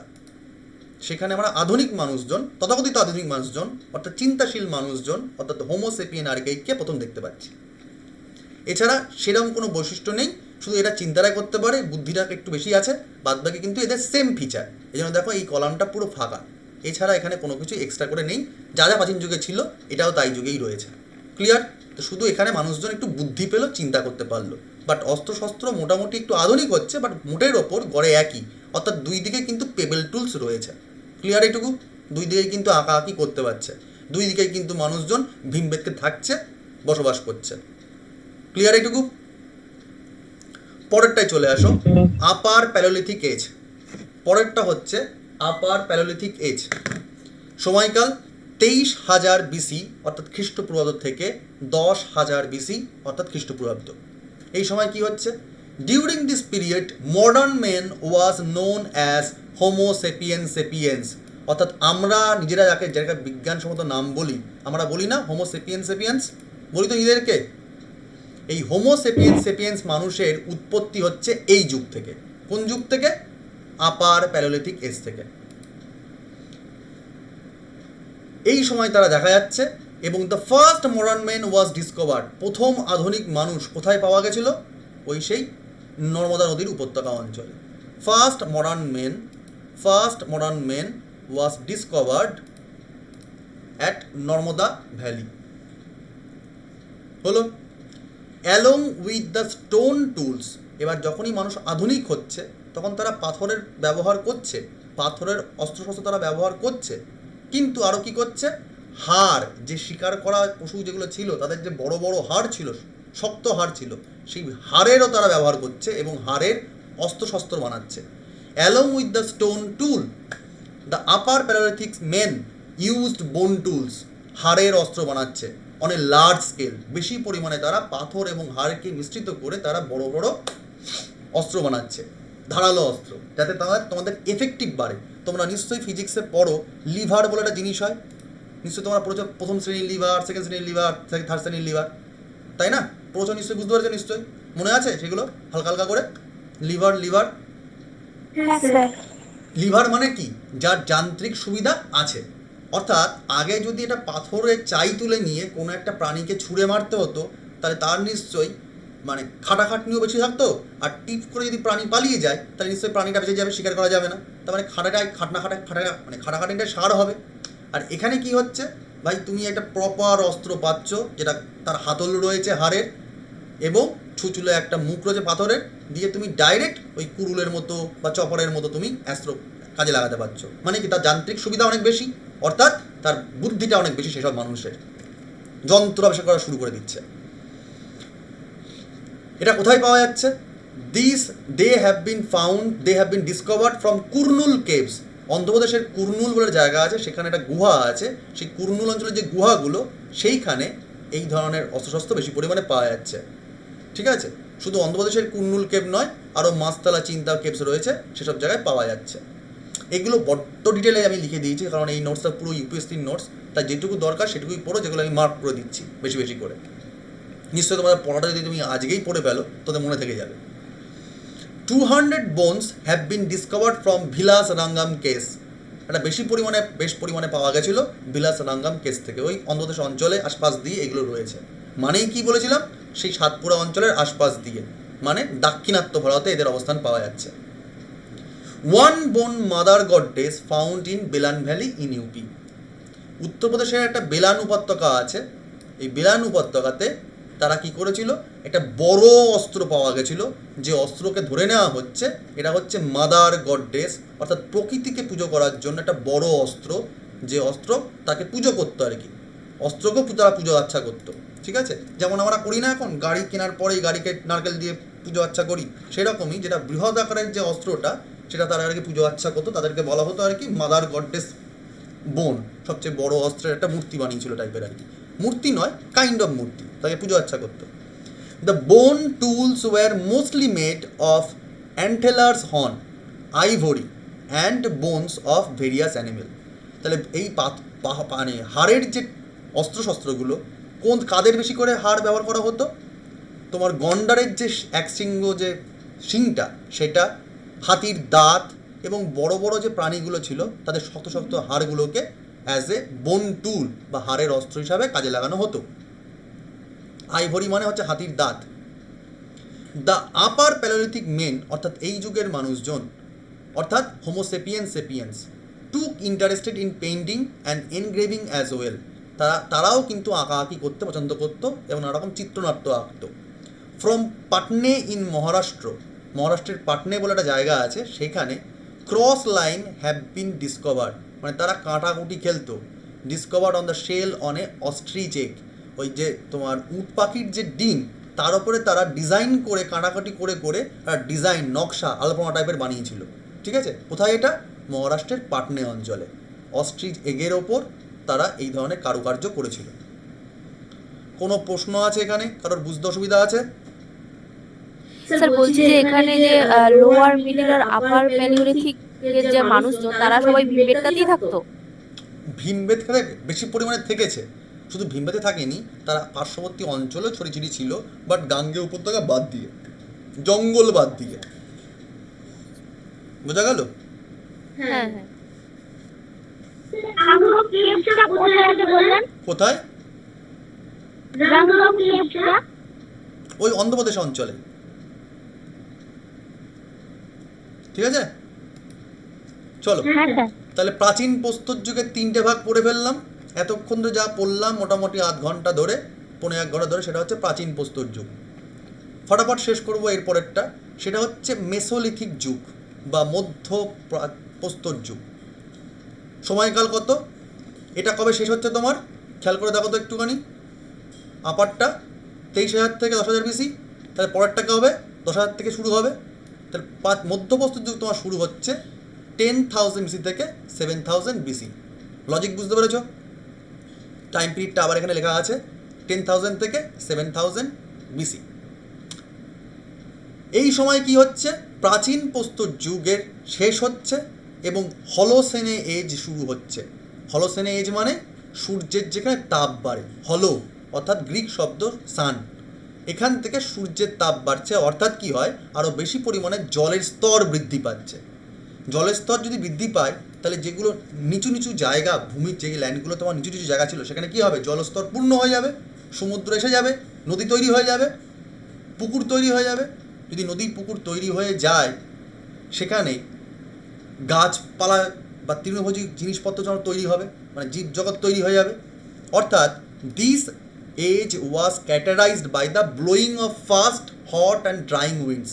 শুষ্ক বাতাস বইছে। শুষ্ক বাতাস কখন বয়? যখন তাপমাত্রা বেড়ে যায়। হট বাতাস বইছে মানে যখন উষ্ণ এবং শুষ্ক বাতাস যখন বয়, এবং সেটা ফাস্ট দ্রুত বইছে, মানে যাকে আমরা বাংলায় বলতে পারি লু টাইপের আয়োজন, সেইটা। আর এই লু হওয়ার জন্য কি হলো? Because of this the number of water reservoir, প্রথম দিকে যে বরফ যেগুলো গলে গলে জলস্তর বাড়িয়েছিল, আবার উল্টে গিয়ে যখন প্রচণ্ড পরিমাণে বেড়ে গেল এইটা, তখন কি হলো? সেই জলগুলো আস্তে আস্তে শুকিয়েও যাওয়া শুরু করলো। Because of this number of water reservoir and lake dried up, মানে জলের যে ট্যাঙ্কগুলো ছিল অর্থাৎ পুকুর জাতীয় জায়গাগুলো, লেক মানে হ্রদগুলো, সেগুলো আবার শুকিয়ে গেল। অ্যান্ড ল্যান্ড ওয়াজ ক্লিয়ার্ড, আবার নিচু জায়গাগুলো আস্তে আস্তে জল শুকিয়ে যাওয়ার জন্য কী হলো? পরিষ্কার হয়ে গেল। এবং যেই জলা জায়গাগুলো পরিষ্কার হয়ে যাচ্ছে, যেহেতু বহুদিন ধরে সেখানে জল জমা ছিল, তো জল জমা থাকলে কী হবে? মাটি নরম থাকবে, পলিমাটি থাকবে। পলিমাটি থাকলে কী হবে? চাষবাস ভালো হবে না। দ্যাট মিন্স যেই জলস্তর শুকিয়ে যাচ্ছে, তখন সেখানে কী দেখা যাচ্ছে? Land was clear for the growth of vegetation. এবার চাষবাস করার জন্য বা শস্য ফলার জন্য জমিটা তৈরি হয়ে যাচ্ছে। দ্য কম্পারেটিভলি ওয়ার্মার ক্লাইমেট, তুলনামূলকভাবে যে উষ্ণতম ওয়েদার বা উষ্ণতম যে জলবায়ু, তার জন্য কি হলো, ওয়াজ মোর সুইটেবল ফর লাইফ। তোমরা জানো প্রচণ্ড শীতের থেকে প্রচণ্ড গরমে মানুষ বাঁচতে পারে, তাও প্রচণ্ড ঠান্ডায় মানুষ দীর্ঘদিন ধরে বাঁচতে পারে না, জীবজগৎ তৈরি হয় না। তো মোটামুটি ওয়ার্মার, কম্পারেটিভলি যদি ওয়ার্মার ক্লাইমেট হয়, জলবায়ু হয়, তাহলে সেখানে কিন্তু জীবন ধারণ করাটা অনেকটা সুইটেবল হয়ে যায়। অ্যান্ড বিকজ অফ দিস, ঠিক এই কারণে পপুলেশন ইনক্রিজ সিগনিফিক্যান্টলি। তুমি খেয়াল করে দেখো তো, আমি তোমাদের প্রথম দিন যেটা পড়াচ্ছিলাম ইন্ট্রোডাকশন ক্লাসে, একটু খেয়াল করে দেখো তো, ইউরোপের জনসংখ্যার থেকে আমাদের এশিয়ার জনসংখ্যা বৃদ্ধি বেশি কেন বলো তো? ধরতে পারছো এবার? এশিয়াতে মোটামুটি যেখানে তোমার জনসংখ্যা বেশি, কোথায় জনসংখ্যা বেশি? চায়না এবং ইন্ডিয়াতে। ইন্ডিয়াতে জনসংখ্যা বেশি কেন? কারণ এখানে মোটামুটি গরমের পরিমাণ বেশি। আর ইউরোপে কী ধরনের তাপমাত্রা রয়েছে? ওখানে ঠান্ডা তাপমাত্রা। তো জনসংখ্যা বেশি হবে কি? চাষবাস বেশি হবে কি? হ্যালো, না স্যার। লজিক ধরতে পারছো? তাহলে যেই তোমার তাপমাত্রা বৃদ্ধি পাচ্ছে, সুইটেবল একটা ওয়েদার তৈরি হচ্ছে, সুদিং টেম্পারেচার চলে আসছে, তখন জনসংখ্যা যাচ্ছে বেড়ে। জনসংখ্যা যেই যাচ্ছে বেড়ে, পপুলেশন যেই হচ্ছে, the drying water reservoirs in some areas force men to move to those areas where such resources were still available. যেই জনসংখ্যা তোমার বেড়ে যাচ্ছে, তখন মানুষজন বাধ্য হবে তার পার্শ্ববর্তী জায়গায় যেখানে পুকুর ছিল, যেগুলো শুকিয়ে গেল, সেখান থেকে সরে গিয়ে জল পাওয়ার জন্য, যেখানে জল একটু হলেও রয়েছে সেই জায়গায় সরে যেতে। তাহলে একটু খেয়াল করে দেখো তো, প্রথম দিকে মানুষজন ছিল মহারাষ্ট্র অঞ্চলে, অন্ধ্রপ্রদেশ অঞ্চলে, তামিলনাড়ু অঞ্চলে। এখানে যখন শুকিয়ে যাচ্ছে, ডেকান ট্র্যাপ অঞ্চল, এখানে যখন জলের পরিমাণ কমে যাচ্ছে, তখন যেদিকে তোমার জল আছে সেই দিকে মুভ করবে না। তো জল কোথায় থাকছে? সিন্ধু উপত্যকা দিয়ে থাকছে না ধীরে ধীরে, সিন্ধু নদী। কারণ তো গঙ্গা দিয়ে যেতে পারছে না, তো গঙ্গা দিয়ে গেলে তো বন জঙ্গল ভর্তি। বুঝতে পারছো কথা আমার? হ্যাঁ স্যার। এবার তারা আস্তে আস্তে ওই দিকে যাওয়ার চেষ্টা করছে। বেশ, দ্য ইনক্রিজ ইন টেম্পারেচার, তাপমাত্রা বাড়ার ফলে, and resulted in melting of ice, বরফ গলে যাওয়ার কারণে, and because of this sea level increased, সমুদ্রের জলস্তর বৃদ্ধি হওয়ার জন্য, which led to the flooding of coastal areas, যেখানে তোমার উপকূলীয় অঞ্চল, যেখানে তোমার বন্যা শুরু হচ্ছে, সেই বন্যাযুক্ত অঞ্চলে কী হলো, মানুষজন এবার সরে যাওয়া শুরু করলো। অর্থাৎ মানুষরা যেখানে সমুদ্র অঞ্চল থেকে বহু দূরে বসবাস করতো, তারা আস্তে সমুদ্রের পাড়ের দিকে যাওয়ার চেষ্টা করছে। তার কারণ কি? সমুদ্রের জলস্তর বৃদ্ধি পাচ্ছে এবং উপকূলীয় অঞ্চলগুলোতে ভিজিয়ে দিচ্ছে। ভিজিয়ে দিলে কি হবে? ভেজিটেশান, ফলমূল, গাছপালা বেড়ে যাবে, তাহলে সেখানে খাবার দাবারও পাওয়া যাবে এবং জলটাও পাওয়া যাচ্ছে পানীয় করার জন্য। তার জন্য তারা আস্তে আস্তে উপকূল অঞ্চলের দিকে সরে যাচ্ছে, শিফট করে যাচ্ছে। The combined effect of at this factors, এই সমস্ত বৈশিষ্ট্যগুলোর জন্য, resulted in significant increase in population density in some areas, তাই টুকরো টুকরো করে বেশ কিছু উপকূলীয় অঞ্চলে ধীরে ধীরে জনসংখ্যা কী হলো, বাড়তে বা ঘনত্ব, জনসংখ্যার ঘনত্ব বাড়তে শুরু করলো। যেটা আগে ছড়িয়ে ছিটিয়ে ছিল, সেখানে যেখানে যেখানে জল বেশি, যেখানে যেখানে তোমার গাছপালা বেশি, সেখানে সেখানে তোমার কী হলো, জনসংখ্যা বৃদ্ধি হলো, কমিউনিটি মানে গ্রুপ তৈরি হওয়া শুরু হচ্ছে আস্তে আস্তে। জনসংখ্যার ঘনত্ব আস্তে আস্তে কিছু কিছু এলাকা করে বাড়তে থাকছে। The increase in population disturbed the balance between need of food and availability of resource. এবার ভাবো, আগে যখন মানুষজন শিকার করে খেত, খাবার দাবার যখন গাছপালা যখন ছিল, তখন তাদের পেট চলে যেত। জনসংখ্যা এবার আস্তে আস্তে বৃদ্ধি পাচ্ছে, তাহলে যে পরিমাণ শিকার করার দরকার, যে পরিমাণ খাবারের প্রয়োজন, সেই পরিমাণ কি খাবার আগের মতো তারা কি পাচ্ছে? না। পাচ্ছে না। তার মানে ন্যাচারালি কী হবে, খাবারের যেটা দরকার আর যেটা পাওয়া যাচ্ছে তার মধ্যে একটা বৈষম্য শুরু হয়ে যাচ্ছে। তার মানে নিড অফ ফুডস অ্যান্ড যা পরিমাণে পাওয়া যাচ্ছে তার মধ্যে একটা পার্থক্য শুরু হচ্ছে। তার মানে শিকার করলে শুধু আর হবে না। Hunting and food gathering could not no longer fulfil the food needs. শিকার করে আর ওই ফলমূল জড়ো করে শুধুমাত্র কিন্তু তাদের ওই খাবারের যে প্রয়োজন সেটুকু কিন্তু আর মেটানো সম্ভব হচ্ছিল না। অ্যান্ড বিকজ অফ দিস, ঠিক এই কারণে, man was force to take up domestication of animal. এবার মানুষজন বনে জঙ্গলে তো ঘুরে বেরিয়ে শিকার করতে পারবে না, তারা কী করলো, গৃহপালিত পশু শিকার মানে রাখার চেষ্টা করলো, যে আমি পুষবো, তাদের বাচ্চা হয়ে তাদেরকে আবার খাবো। বুঝতে পারছো? এই যে পোলট্রি ফার্ম আজ তৈরি করেছো, কেন করেছো? পোলট্রি ফার্ম তৈরি করছো কেন করছো? আজকে তুমি গরুর গোয়াল ঘর করে ফার্ম তৈরি করে কেন করে? দুধের যোগান, মাংসের যোগান, এগুলোর জন্যই না। আজকের বাস্তব ব্যাপারটাগুলো বুঝতে পারছো যে কেন এরকম ফার্ম তৈরি করা হয়? হ্যালো, ঠিক এই কারণে সেই সময় কিন্তু মানুষজন বাধ্য হয়েছিল খাবারের যোগান করার জন্য প্রাণী, গৃহপালিত পশুকে নিজেদের মধ্যে বশে আনা, অর্থাৎ ডোমেস্টিকেশন অফ অ্যানিমেল করা শুরু হয়েছিল। It was further facilitated by the availability of vegetation, and in this way pastoral life began, which was the characteristic features of Mesolithic period. এবার মানুষজন তখনও কিন্তু কিছু কিছু এলাকায় বেশি বেশি করে রয়েছে। এবার যখনই জনসংখ্যা বৃদ্ধি পাচ্ছে এবং অ্যানিমেলদেরকে তারা যখন বশ করে নিয়ে গৃহপালিত পশু করছে, তাহলে কী করতে লাগবে? সেই পশুগুলোর খাবার লাগবে। শুধু তো মানুষের খাবার হলেও হবে না, তাহলে সেই পশুগুলোর খাবার দরকার, তাহলে তৃণভূমি দরকার। ওই তৃণভূমির জন্য যেখানে যেখানে তৃণভূমি তারা রয়েছে সেখানে তারা কী করতো? প্যাস্টোরাল লাইফ, অর্থাৎ পশুচারণের জীবনযাপন পালন করতো, অর্থাৎ কাইন্ড অফ যাযাবরের জীবনযাপন শুরু করে দিল। কোন সময়? এই মেসোলিথিক পিরিয়ডে, অর্থাৎ মধ্যযুগীয় পিরিয়ডে, মধ্যপ্রস্তর যুগে। লজিক ধরা গেল তো?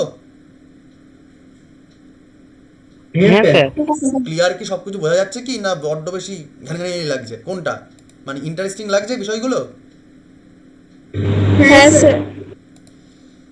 The increase in population density, জনসংখ্যা বেড়ে যাওয়ার জন্য, also led to the formation of group and on this mark the beginning of community life. আমি একটু আগেই বলছিলাম যে যেহেতু জনসংখ্যা বাড়ছিল, জনঘনত্ব বাড়ছিল, তারা কী করলো? টুকরো টুকরো তারা গ্রুপ হওয়া শুরু করলো, দল হওয়া শুরু করলো, অর্থাৎ তারা গোষ্ঠী জীবনযাপন শুরু করলো।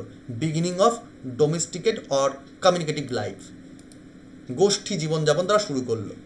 নাহলে তো কী হবে? একে অপরের গরু নিয়ে নেবে, একে অপরের মুরগি নিয়ে নেবে, তার থেকে গোষ্ঠী গোষ্ঠী করে তারা থাকা শুরু করলো। The tools of this age are known as মাইক্রোলিথস।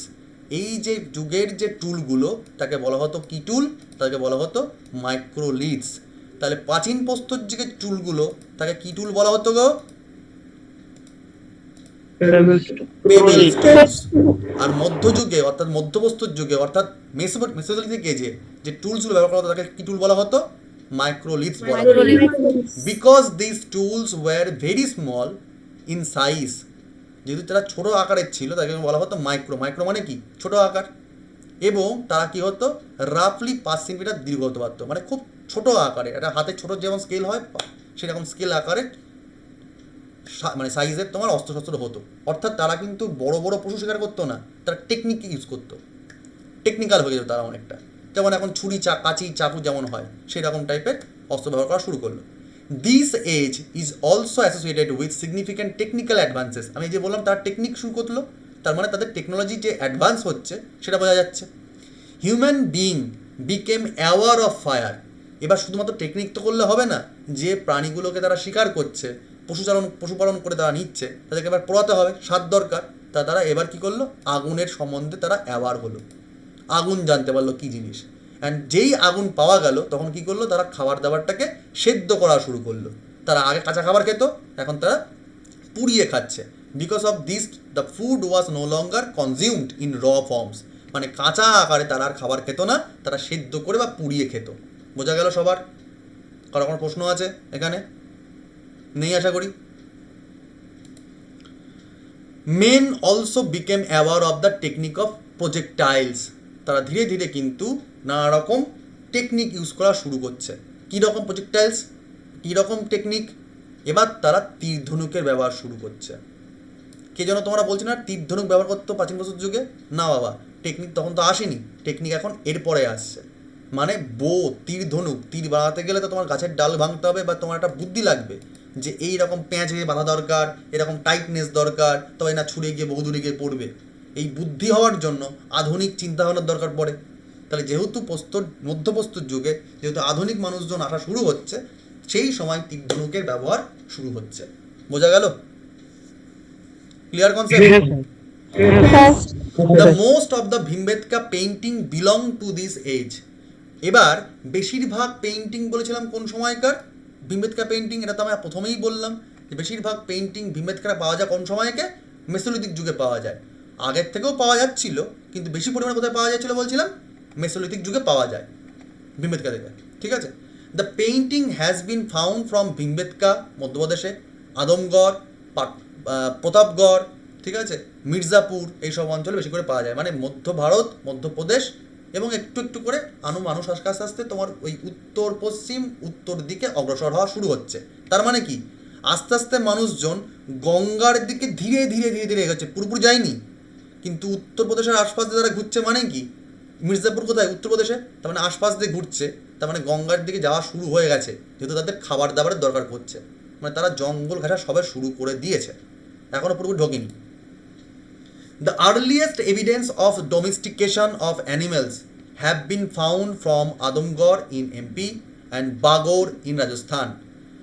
প্রাচীনতম এই যুগের বৈশিষ্ট্য পাওয়া যায় কোত্থেকে, যেখানে মানুষজন প্রাণীদেরকে আর কি পালন করত, গৃহপালিত করত, কোথা থেকে সেই বৈশিষ্ট্য পাওয়া যায়, মধ্যপ্রদেশের আদমগড়ে পাওয়া যায় আর রাজস্থানের বাগড়ে পাওয়া যায়, মানে গৃহপালিত পশুর উপাদান পাওয়া যায় প্রাচীনতম এই সব অঞ্চলে।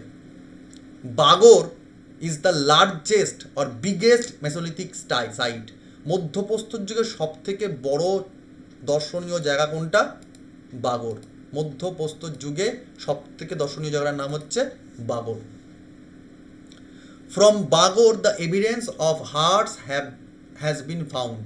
ঠিক আছে, এবার যখন মানুষ বেশি পরিমাণে এখানে থাকবে তখন নিশ্চয়ই এখানে আর তোমার ইয়ে নেই, কি বলে, ওই গুহা নেই, আর গুহা না থাকলে মানুষ কোথায় থাকবে, তারা তো আবার বৃষ্টির জল ভিজে যাবে, তখন থেকে মানুষ আবার কুটির করে শুরু করলো, মানে কুটির ঘর বানানো শুরু করছে এই সময়, এখানে এসে প্রয়োজন বোধ করছে, মানে হার্টস পাওয়া যাচ্ছে, কুটির ঘর পাওয়া যাচ্ছে।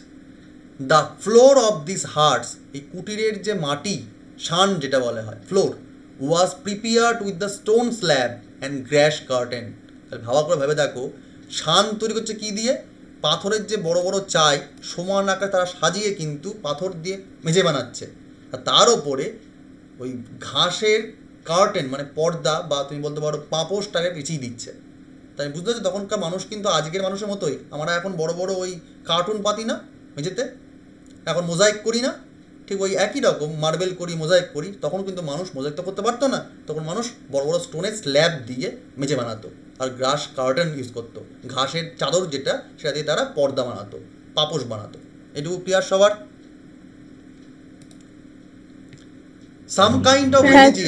Some kind of religious ideas also evolved during this age.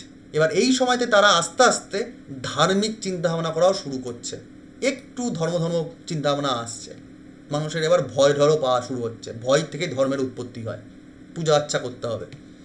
During this age, because a number of properly buried skeletons have been discovered from Sarai Nahar Rai and Mahadaha in Uttar Pradesh. ঠিক আছে, এই বিশাল পরিমাণে এই তোমার কবর কঙ্কাল আর কি পাওয়া গেছে মাটির তলায়, বারিড স্কেলিটন, মাটির তলায় বহু পরিমাণে স্কেলিটন কঙ্কাল পাওয়া গেছে কোন এলাকাতে, সরাই নাহার রায় এবং মাহাদাহা বলে দুটো জায়গাতে। কোথায় সেটা? উত্তরপ্রদেশ অঞ্চলে। ঠিক আছে, ফ্রম সরাই নাহার, আচ্ছা ভালো করে খেয়াল করে দাও কেন বলছি ধর্মতত্ত্বটা আসলো। এর আগে মানুষজনে কোথাও কোনো কবর দেখেছো? কবর জাতীয় জিনিসের কোনো উপাদান তোমরা পেলে কি এর আগে? প্রাচীন প্রস্তর যুগের পেলে না। এবার মানুষজন কিন্তু একটুখানি সভ্য হলো, মানুষজন এবার কিন্তু তারা চিন্তাভাবনা করা শুরু করলো যে না, এবার পাপ লাগবে, আমার গ্রুপের যে মানুষটা রয়েছে, আমার দলের যে মানুষটা রয়েছে, যে মারা গেল, তাকে এবারে আচ্ছা করে ভালোভাবে তার জীবন শেষ পরিণতিটাকে সমাপ্ত করতে হবে। তাই জন্য তারা কি করলো, ওই কবর দেওয়া শুরু করলো। ঠিক আছে, এবং কবর দেওয়ার থেকে আস্তে আস্তে ধার্মিক চিন্তাভাবনা শুরু হচ্ছে। From Sarai Nahar Rai, the earliest evidence of warfare have been discovered.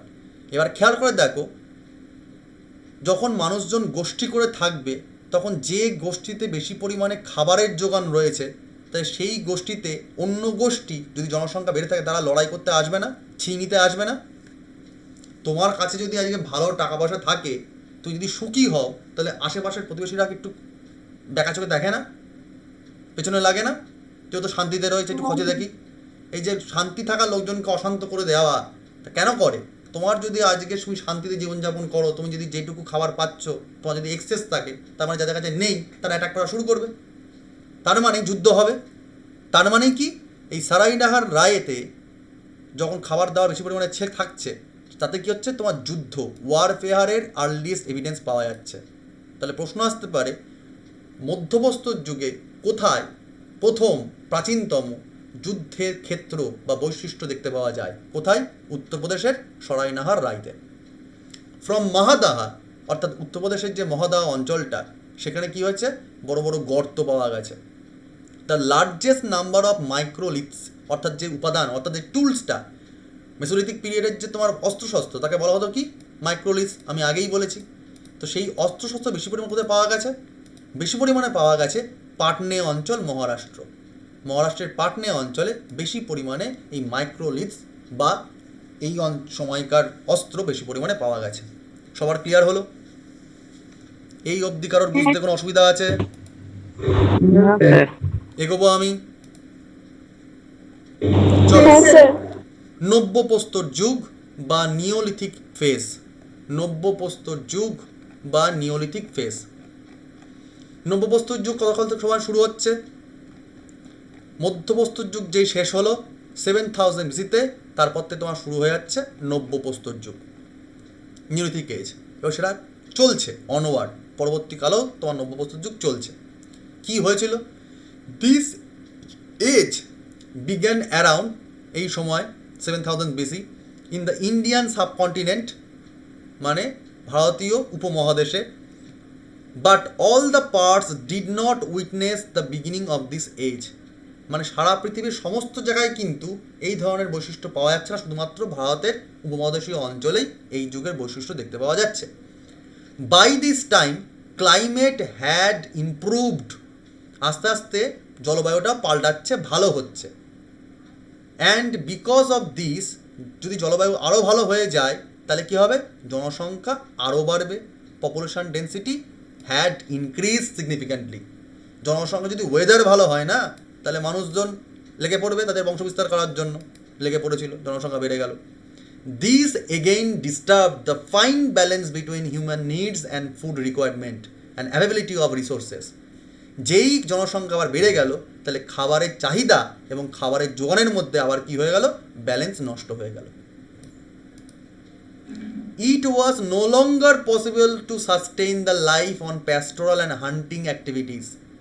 এই শুধুমাত্র এত পরিমাণে জনসংখ্যা বৃদ্ধি পাচ্ছে, তাতে শুধুমাত্র আর ওই শিকার করে আর ওই পশুপালন করে কিন্তু বেঁচে থাকা যাবে না। ঠিক আছে? তাতে কি দরকার পড়বে?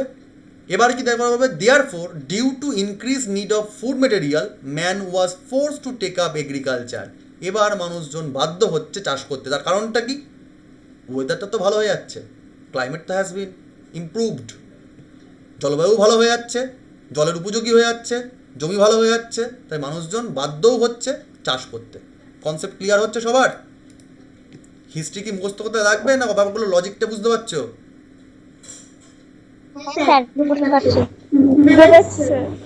The beginning of agriculture resulted in number of other significant changes. যেই চাষবাস শুরু হয়ে গেল, অন্যান্য বৈশিষ্ট্য জীবনযাপনের পাল্টে যাওয়া শুরু হয়ে গেল। ঠিক আছে? কী রকম পাল্টাচ্ছে? Till now men was leading a mobile life, অর্থাৎ মানুষ এখনও পর্যন্ত কিন্তু ওই যাযাবর জীবনযাপন করছিল, but a sedentary life began. এবার মানুষজন কিন্তু বসতি স্থাপন করা শুরু করলো। তার কারণ কি? চাষবাস কি আর এদিক থেকে ওদিক ঘুরে ঘুরে হবে? চাষ করতে তোমাদের সময় লাগবে, ফলন হতে তো সময় লাগবে। তুমি আজকে বীজ পুঁতলে ফসল তো ফলতে তোমার সময় লাগবে, তখন কি মানুষজন চাইতে ঘুরে ঘুরে বেড়াবে? তা তো নয়। তাহলে যেখানে চাষ করবে তার পার্শ্ববর্তী অঞ্চলে নিশ্চয়ই মানুষকে বসবাস করতেও হবে, অর্থাৎ মানুষ এবার বসতি স্থাপন করছে বা স্থায়ী হচ্ছে, আর যাযাবর জীবন পালন করছে না। Sedimentary life began and number of villages settlement. এবার যেখানে বসবাস শুরু হচ্ছে সেখানে মানুষ গ্রাম গ্রাম করে থাকা শুরু করছে। ঠিক আছে? কোথায় কোথায় পাওয়া যাচ্ছে? এই ভারতীয় উপমহাদেশের অঞ্চলে, ইন্ডিয়ান সাবকন্টিনেন্টে কিন্তু বিভিন্ন সময় বিভিন্ন রকম গ্রামের শুরু হচ্ছে, এই সময় থেকে গ্রাম্য জীবন শুরু হচ্ছে। During this age man had learn the use of animal power. এই সময় মানুষজন পশুদের ব্যবহার শুরু করছে, পশুদের ব্যবহার তারা সম্বন্ধে তারা অবগত হচ্ছে, এবং পশুদেরকে তারা কাজে লাগাচ্ছে যাতায়াত করার জন্য। মানে বাহন করছে, গরুর পিঠে বলদের পিঠে করে তারা যাতায়াত করছে, গাধার পিঠে তারা মালপত্র বহন করাচ্ছে। বুঝতে পারছো? মানে পশুদেরকে দিয়ে তারা যে কাজে বাজে লাগানো যেতে পারে সেটা তারা বুঝতে পারছে। হলো? চাষবাস করতে গেলে কী লাগবে? গরু, মোষ এসব লাগবে। তো গরু মোষকে আস্তে আস্তে অ্যানিম্যাল পাওয়ার হিসেবে তারা কাজে লাগানো শিখছে। The production of food grains created the problem of storage, and because of this, potteries were manufactured. এবার যেই খাদ্যশস্য উৎপাদন করা শুরু হয়ে গেল চাষবাসের পর, তাই খাদ্যশস্যগুলোকে রাখবে কোথায়? যেই খাবার দাবার প্রোডাকশন হওয়া শুরু হলো, প্রোডাকশন হলে তো হবে না, খাবারগুলো মজুত করে তো রাখতে হবে। মজুত করার জন্য কী করতে হবে? ধানের গোলার টাইপের স্টোরেজ লাগবে। তাই তারা স্টোরেজের প্রবলেম বা স্টোরেজের দরকার ফিল করতে পারলো। এই পর থেকে মানুষজন কী করা শুরু করলো? ধানের গোলা বা শস্য, খাদ্যশস্য বানানো শুরু করলো। এবার খাদ্যশস্য করতে গেলে কী করতে হবে? পাত্র লাগবে। তাই পটারির ব্যবহার শুরু হয়ে গেল। মাটির পাত্রগুলো তোমরা নিশ্চয় ছোটোবেলায় পড়েছিলে, মনে পড়ছে যে মাটির পাত্র তারা শুরু করলো বানানো? বুঝতে পেরেছো লোকজন, নাকি সব ঘুমিয়ে পড়লে? হ্যালো, আমি ভাবছি তোমরা সব ঘুমিয়ে পড়েছো, একটু সাড়াহুড়ো দিও মাঝে মধ্যে। The earliest evidence of pottery, যেই পরিমাণে পটারি তৈরি হয়ে গেল, সঙ্গে সঙ্গে প্রাচীন উপাদান কোথায় পাওয়া যাচ্ছে? আর্লিয়েস্ট এভিডেন্স অফ পটারি কোত্থেকে পাওয়া যায়? পাওয়া যায় চোপানি মান্ডু বলে জায়গা থেকে। ইউপির চোপানি মান্ডু বলে জায়গা আছে, যেখানে প্রাচীনতম পাত্রের উপাদান পাওয়া যায়। In the beginning of pots were handmade, প্রথম দিকে মানুষজন হাতে করে মাটিতে তারা পাত্র বানাতো। শুরুর দিকে মানুষজন হাতের তৈরি পাত্র বানাতো, বাট পরবর্তীকালে মানুষজন কী আবিষ্কার করলো? চাকা আবিষ্কার করে ফেলছে, তাই না ও লোকজন? যেই চাকা পাচ্ছে, চাকা যেই ইনভেন্টেড হলো, তখন তারা কি আর হাতে বানাবে, না চাকার তৈরি করে তারা পাত্র বানাবে? চাকাই বানাবে। Then wheel turn pottery began to used. ঠিক আছে, দ্য ইনভেনশন অফ হুইল, যেই চাকা আবিষ্কার হচ্ছে, তখন কি হচ্ছে? জীবন আরও পাল্টে যাচ্ছে মানুষজনের। মানুষ এবার কী করা শুরু করছে? The human being use the wheel for making carts, অর্থাৎ তারা যে ওই গরুর পিঠে করে যেতে যাতায়াত করতো, গাধার পিঠে করে মালপত্র বহন করতো, তারা এবার কী করলো? গাড়ি বানিয়ে ফেললো। চাকা দিয়ে তারা গরুর গাড়ি বানাচ্ছে, অর্থাৎ কার্ট বানাচ্ছে। ঠিক আছে, and which increase the mobility manifold. এবার যেই তারা গরুর গাড়ি বানাতে পারছে চাকা দিয়ে, সঙ্গে সঙ্গে তারা যাতায়াত করতে আরও সুবিধা বেড়ে যাচ্ছে, তাদের মোবিলিটি ভালো হয়ে যাচ্ছে। মোবিলিটি মানে যাতায়াত করা। Till now the quartzite stones were used, এতদিন পর্যন্ত কিন্তু কোয়াটাজাইট পাথর কিন্তু তারা ইউটিলাইজ করতো। এরপর থেকে মানুষজনের যেই টেকনিক বুঝে যাচ্ছে, টেকনিক পেয়ে যাচ্ছে, তখন তারা কী করলো? আরও কঠিনতম যে পাথরগুলো রয়েছে সেগুলো তারা ব্যবহার করা শুরু করে দিচ্ছে। অর্থাৎ তারা ইগনিসিয়াস যে রকগুলো, অর্থাৎ আগ্নেয় যে শিলাগুলো, পাথর যেগুলো ছিল, সেগুলো তারা ব্যবহার করা শুরু করছে। অর্থাৎ এবার মানুষজন ব্যাসাল্ট শিলা, ডলোমাইট এগুলো ব্যবহার করা শুরু করে দিচ্ছে। কোয়াটাজাইট ছাড়ছে না, এর সঙ্গে সঙ্গে তারা শক্ত শক্ত শিলাগুলোকে ব্যবহার করা শুরু করে দিচ্ছে। The tools of this age were used or based on the technique of grinding and polishing. এবার এই অস্ত্রশস্ত্রগুলো তারা কী করলো? ওই পালিশ করা কাজে লাগালো, গ্রাইন্ডিং, পালিশ এবং ঝালাই করা কাজে লাগালো। আর্লিয়েস্ট ইস্টার্ন ইন্ডিয়া, পূর্ব দিকের ভারতে, তোমরা নিশ্চয়ই বুঝতে পারছো আমাদের বিহার, পশ্চিমবঙ্গ এই দিকেরটা, eastern India and Kashmir valley, একদম কাশ্মীরের অঞ্চলটায়, are considered as pure Neolithic site. তাহলে আধুনিকতম মানুষজন, নব্য প্রস্তর যুগের মানুষজন ম্যাক্সিমাম বাস করতো কোথায়? পূর্ব ভারতে এবং কাশ্মীর উপত্যকা অঞ্চলে। Neolithic age is different parts of Indian subcontinent, যদিও এই যুগের অন্যান্য বৈশিষ্ট্যগুলো সারা ভারতবর্ষের যে উপমহাদেশীয় অঞ্চল সেখানেও তারা ছড়িয়ে ছিটিয়ে পাওয়া যায়, but eastern India and Kashmir উপত্যকায় কিন্তু পিওর নিওলিথিক এজের বৈশিষ্ট্য দেখতে পাওয়া যায়। ঠিক আছে, এবার এই নিওলিথিক এজের যে বিভিন্ন জায়গায় ছড়িয়ে ছিটিয়ে তারা রয়েছে, কোথায় কোথায় আমরা কী কী বৈশিষ্ট্য পাচ্ছি পরের পয়েন্টগুলোতে ফট করে দেখে নিই, আর বেশিক্ষণ নেই, অল্প একটু। উত্তর পশ্চিম দিকে কোথায় কোথায় আমরা পাচ্ছি নব্য প্রস্তর যুগের বৈশিষ্ট্য, খেয়াল করে দেখো তো। মেহেরগড় বা তুমি জায়গা দেখতে পাও? মেহেরগড়ের নাম শুনেছ? সিন্ধু সভ্যতায়। তাহলে মেহেরগড় যেটা বোলান নদীর তীরে অবস্থিত, উত্তর বালুচিস্তানে, সেখানে দেখতে পাওয়া যাচ্ছে। এবার মেহেরগড়ে আমরা কী পড়েছিলাম, পরবর্তীকালে আরও বেশি করে পড়বো, যেখানে মানুষজন হুইট, বার্লি, কটন চাষ করতে পারতো না, গম, বার্লি আর তোমার এই যে কার্পাস চাষ করতে পারতো না, তুলা। The people of Mehrgarh were earliest producer of cotton. তাহলে সবচেয়ে প্রাচীন ভারতের মানুষজন বা পৃথিবীর মধ্যে কারা প্রথম তুলোর চাষ বা কার্পাসের চাষ করতে পারে? এই মেহেরগড়ের লোকজন প্রথম। সেই জন্য বস্ত্রের তারা ব্যবহার করতো এবং বস্ত্র যোগান দিত সারা পৃথিবী জুড়ে। অ্যালং উইথ এগ্রিকালচারাল অ্যাক্টিভিটিস, এই চাষবাস ছাড়াও তারা কিন্তু পশু প্রাণীকে তারা গৃহপালন করতো, লাইক শিপ, গোট, তার মানে তারা ভেড়া এবং ছাগলকে তারা গৃহপালিত করত। The people of this region followed a typical burial practice in which the dead bodies were kept in a pit and some graves have yielded the skeletons of goat also. ঠিক আছে, তার মানে এই সময় মানুষজন কিন্তু ডেড বডির সঙ্গে সঙ্গে প্রাণীদেরকেও কবর দেওয়া শুরু করতো। এইটুকু বুঝতে পারা গেছে? তাহলে এটা হচ্ছে তোমার উত্তর পশ্চিম ভারতের একটা অঞ্চলে নব্য প্রস্তর যুগীয় সভ্যতার বৈশিষ্ট্য। বোঝা গেল? কোনো প্রশ্ন আছে এখানে? না স্যার, বলছি যে এইখানে যে ওই মানুষের সাথে সাথে পশুদেরও কবর দিত, এরা মেহেরগড়ে থাকতো, তাই তো? হ্যাঁ, মেহেরগড়ে পাওয়া যাচ্ছে, আরও অন্যান্য জায়গাও পাবো আমরা, সেটা তোমার সিন্ধু সভ্যতার সমজলে সময় সে সময় পাবো আমরা। বাট এটা প্রাচীন প্রস্তর যুগ, প্রাচীন প্রস্তর যুগ বলছি, নব্য প্রস্তর যুগের বৈশিষ্ট্য। ঠিক আছে, আমরা পরে তারপরে যেটা আস্তে আস্তে যখন মানুষ আর কি আধুনিক হওয়া শুরু করছে, যখন সিন্ধু সভ্যতা যখন শুরু হচ্ছে, তখন সেটা দেখে নেবো কোথায় কোথায় কী পাওয়া গেছে। বাট এখনও অবধি তুমি এইটুকু দেখে রাখো। ঠিক আছে, আচ্ছা আমরা স্টেপ বাই স্টেপ যাব। বেলান ভ্যালি অঞ্চল, বেলান ভ্যালির নাম আমরা একটু আগেই পড়েছিলাম, মনে করে দেখো। The neolithic age began around, এই অঞ্চলে, আচ্ছা এক একটা সময়ে কিন্তু এক একটা অঞ্চলে নব্যপ্রস্তর যুগ শুরু হচ্ছে। এখানে যেমন 7000 সময়ে শুরু হয়ে গেছে, 7000 খ্রিস্টপূর্বাব্দে, এখানে শুরু হলো একটু পরে 7500 বিসিতে এখানে শুরু হলো। মানে এক একটা জায়গাতেই তো মানুষজন আধুনিক হয়ে যায়নি, এক একটা অঞ্চলে তখন তো মানুষের যোগাযোগ হচ্ছে না যে আচ্ছা গুজরাটের খবর বাংলা পাচ্ছে, বাংলার খবর মহারাষ্ট্র পাচ্ছে, তখন তো আর যোগাযোগ ব্যবস্থা ছিল না।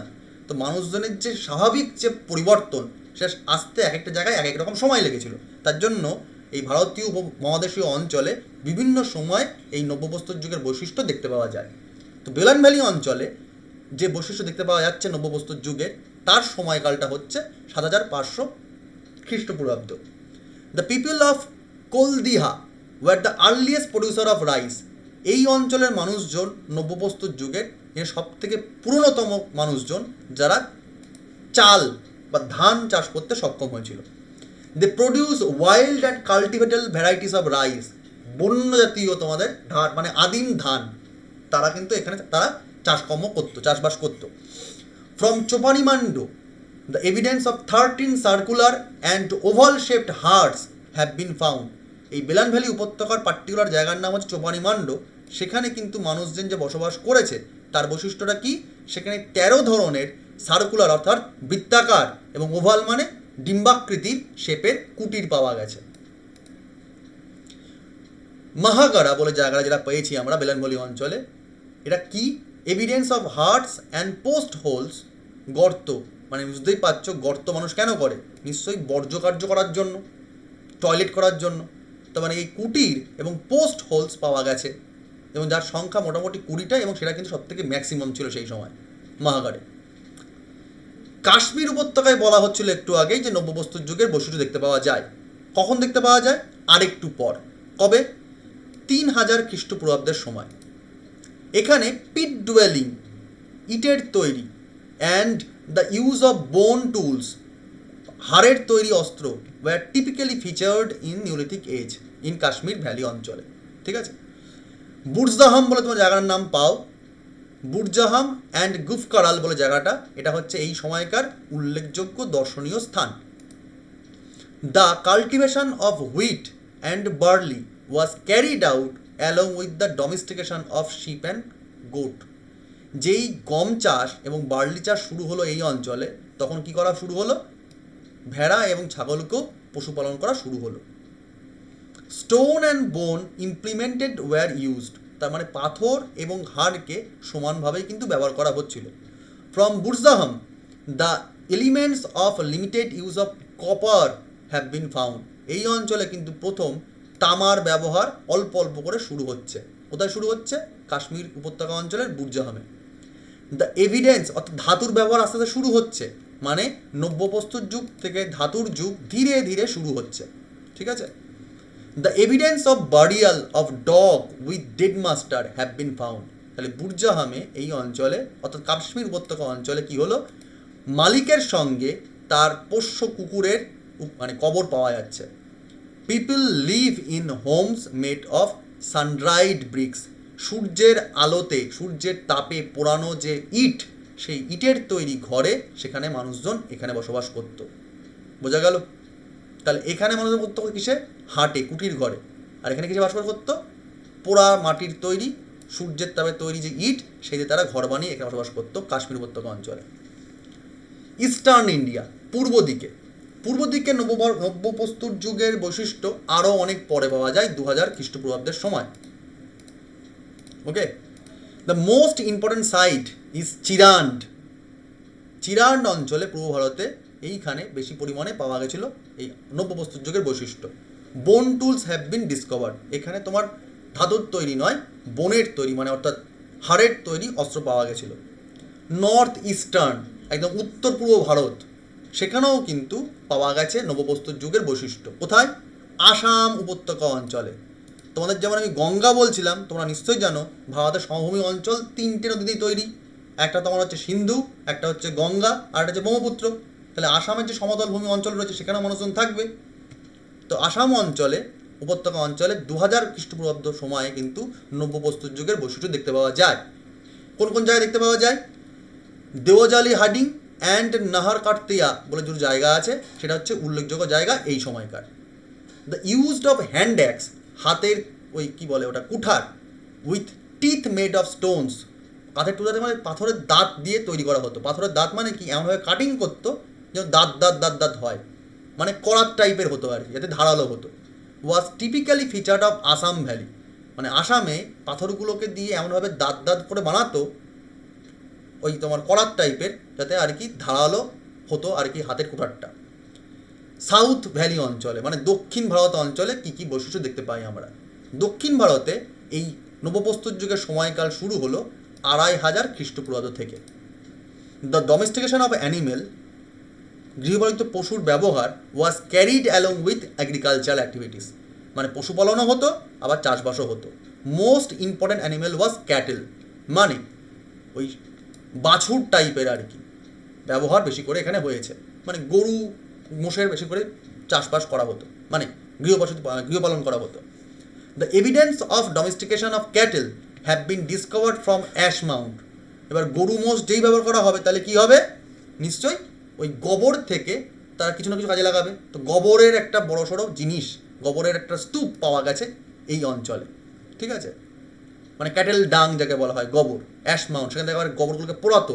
মানে তুমি ভাবো সেই সময় মানুষ কত উন্নত, তারা কিন্তু তখন জৈব সার বা জৈব শক্তিকে ব্যবহার করা শুরু করে দিচ্ছে, মানে ঘুঁটের ব্যবহার করছে আর কি। Ash mount, the biggest ash mount was discovered from Utnur, অন্ধ্রপ্রদেশের উতনুর এবং কুবগালে এই বিগেস্ট অ্যাশ মাউন্ট মানে ঘুঁটের ব্যবহার বেশি পরিমাণে পাওয়া যায়। The cultivation of wheat, bajra and millet was carried out, এই সব অঞ্চলে কী কী চাষবাস করা হতো? গম, বাজরা এবং millet. Grey ware and red ware pots were used, মানে ওই গ্রে ওয়্যার রেড ওয়্যার বলতে তোমার লাল রঙের এবং ছাই কালারের পাত্র, মাটির পাত্র এখানে ব্যবহার করা হতো। The evidence of shallow pit dwelling has been found from Nagarjuna Konda, ঠিক আছে? মানে সোয়ালো পিট ডুয়েলিং মানে বলতে কী হচ্ছে, কে বলতে পারবে? হ্যালো হ্যালো, জানি না এটা কি। সোয়ালো পিট ডুয়েলিং বলতে যেটা বোঝাচ্ছে সেটা হচ্ছে পাথরকে ওই সুন্দর করে চাকতি করে করে তোমার আর কি কী বলবো, ওই মানে ওটা তোমার ওই স্ল্যাব টাইপের বানানো আর কি, স্ল্যাব টাইপের বানিয়ে বানিয়ে নানা রকম কাজে ব্যবহার করা হতো আর কি। সেইটাকে এই উপাদানটা পাওয়া যায় তোমার নাগার্জুনা কোন্ডায়, কখনো তোমার মশলা বাঁধার জন্য, কখনো তোমার হয় না শিলনোড়া টাইপের জিনিস আর কি অনেকটা, ঠিক আছে? প্লেট টাইপের বলতে পারো, স্ল্যাব বা প্লেট বা শিলনোড়া টাইপের, মানে যেখানে তারা রেখে কাজকর্মগুলো করতো, ঠিক আছে? একটা বেস আর কি। Pottery was not discovered from Sanganakallu, অর্থাৎ দক্ষিণ ভারতের পার্টিকুলার এই অঞ্চলে কোনো রকম পটারি অর্থাৎ মাটির পাত্রের ব্যবহার দেখতে পাওয়া যায়নি। এটা একটা ব্যতিক্রমী জায়গা, ঠিক আছে? বাদ বাকি সমস্ত জায়গায় নব্যপ্রস্তর যুগের বৈশিষ্ট্য দেখতে পাওয়া যাচ্ছে। তো এই হলো পুরোটা তোমাদের স্টোন এজের গল্প। ঠিক 10টা বাজে, 1.5 ঘন্টা, তোমরা বলো কোনো অসুবিধা আছে কিনা। টাইম মতো গল্প শেষ করে দিয়েছি আমি। কারোর কোনো সমস্যা আছে যা যা পড়ানো হলো? স্যার আমার একটা জিনিস জানার ছিল, বলো। সোয়ালোপিট থেকে কি মানে পরবর্তীকালে যাতার যে কনসেপ্টটা সেটা কি ওখান থেকে আসতে পারে কোনোভাবে? আসতেই পারে, আসতেই পারে। স্যার প্যাস্টোরাল লাইফ মানে কি বললেন? প্যাস্টোরাল মানে হচ্ছে যারা আর কি ওই পশুপালন করার জন্য এদিক ওদিক ঘুরে বেড়াতো। কারণ পশুপালন করতে তারা কী করতে হবে, যেখানে তোমার ভালো তৃণভূমি আছে সেখানে মানুষজন পশুদেরকে নিয়ে ঘুরে বেড়াবে। অর্থাৎ পশুপালনের যে জীবনযাপন তাকে বলা হয় প্যাস্টোরাল লাইফ। বোঝা গেল? হ্যাঁ স্যার, থ্যাংক ইউ স্যার।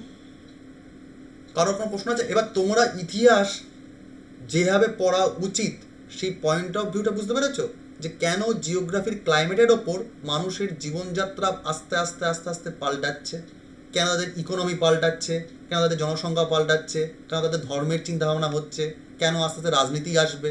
এই চিন্তাভাবনাগুলো কি ধীরে ধীরে ধরতে পারছো?